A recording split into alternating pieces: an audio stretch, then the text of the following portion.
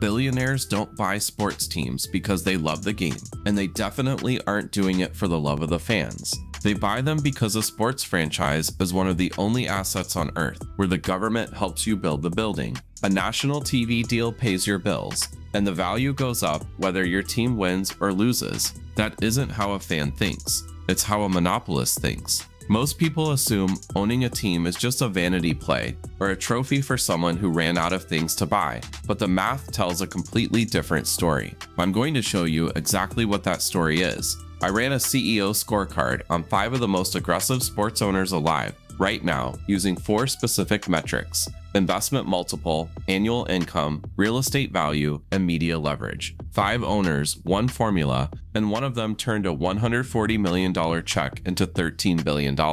He didn't do it by winning championships. He did it using a mechanic most people never talk about. Stick around, because by the end of this video, you'll have the exact playbook these 5 used broken down into career lanes you can actually enter. In 1989, Jerry Jones paid $140 million for the Dallas Cowboys when the team was losing $1 million every single month. Everyone said he overpaid for a failing business, and if you look at it through pure football logic, they were probably right. But Jones wasn't buying a football team. He was buying the platform underneath it. The mechanic he used is called arbitrage, and it started when Arlington taxpayers funded the construction of AT&T Stadium through public bonds and a hotel tax hike. Jones pocketed 80% or more of the operating profits on the back end, which meant he used public money to build a private revenue machine that he now owns. The stadium stays busy with over 300 events every year, and the money from concerts, rentals, and parking tops $500 million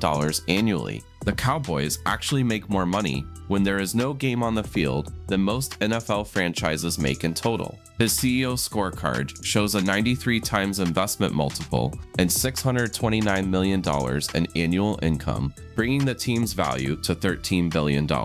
Jones didn't stop at the stadium. He also built the Star, which is a 91-acre development in Frisco, Texas, filled with hotels, offices, and retail shops. The Star pulls in about $150 million a year from leases alone, and the formula is simple: own the dirt, control the calendar, and let the league's TV money cover your basic costs. Joe Lacob ran this same play in San Francisco, but he did it without using a single cent of public money. Lacob bought the Golden State Warriors for $450 million in 2010, and then he built Chase Center and the surrounding Thrive City development using private funding. He made a calculated bet that owning the venue outright would be worth more than sharing revenue with a landlord, and that bet paid off. Chase Center now accounts for nearly $4 billion of the team's $11 billion valuation. His investment multiple sits at 24 times, and while both men have won championships, the scorecard proves they aren't at the top of this list because of rings. Jerry Jones and Joe Lacob figured out how to win the real estate game, but Steve Ballmer looked at their model and decided to build a massive technology company inside a sports team instead. Back in 2014, Ballmer dropped a record-breaking $2 billion on the Los Angeles Clippers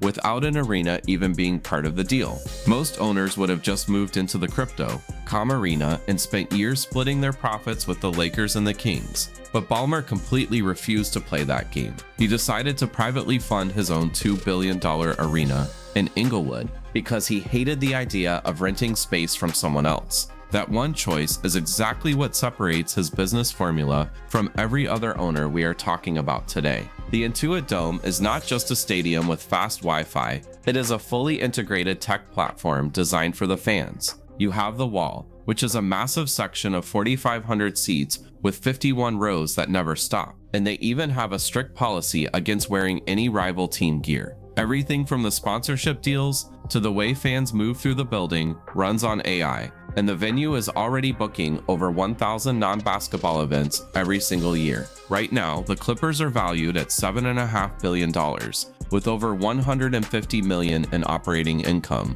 and the money coming from the Dome has not even reached its peak yet. Ballmer has already seen a return of nearly 4 times his initial investment, and that number is climbing every single day. Matt Ishbia is running a play that looks a bit different, and you need to pay attention to this because it represents a 4th way to win. Ishbia paid $4 billion for the Phoenix Suns in 2023. which was the highest price anyone had ever paid for an NBA team at that time. If you look at his scorecard, he has seen a return of about 1.3 times his money in less than 3 years, even though his actual profit is still sitting near zero. On paper, that looks like a massive risk, but you have to remember that Ishbia also owns United Wholesale Mortgage. The Suns are not just a basketball team to him. They are a massive marketing machine that puts his primary business in front of millions of people every season. The team itself is the advertisement, and using a sports franchise as a brand amplifier is a completely different strategy than what Jones or Laco built. We have covered real estate, ecosystem building, and vertical integration, but Stan Kroenke operates on a fifth level that is bigger than anything else on this list. Kroenke is the man behind the Los Angeles Rams and Arsenal Football Club, and he also owns a huge collection of other teams across the NHL and the MLS.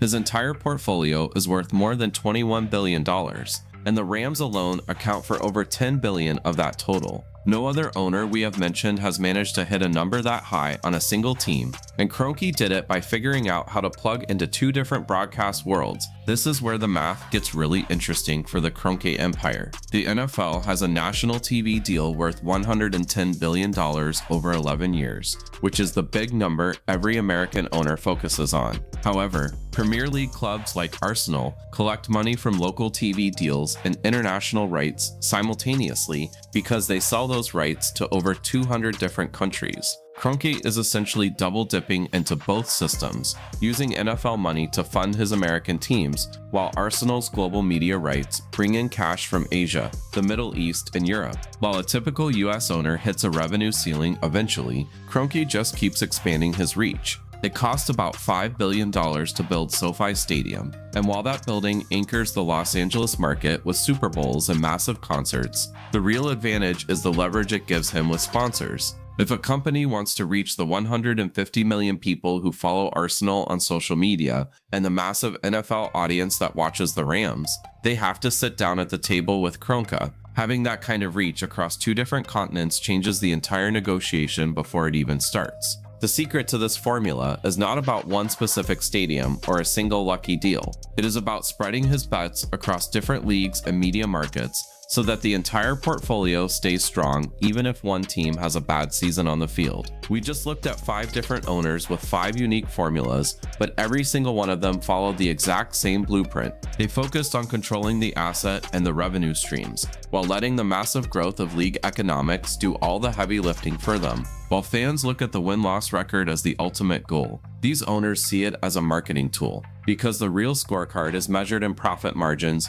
and investment multiples. If you want to get into this world, 3 specific career lanes are wide open for you to explore right now. You could jump into real estate and arena operations to handle venue development and year-round event booking, or you might prefer media rights and sponsorships, where you deal with league partnerships and corporate sales. There is also corporate brand strategy, which is where the big money moves and naming rights and fan data happen. Pick one of those lanes, find an open role that fits you this week, and tell me about it in the comments. If you want to see how the NFL revenue sharing model is making small market owners richer than you ever imagined, you need to check out the next video.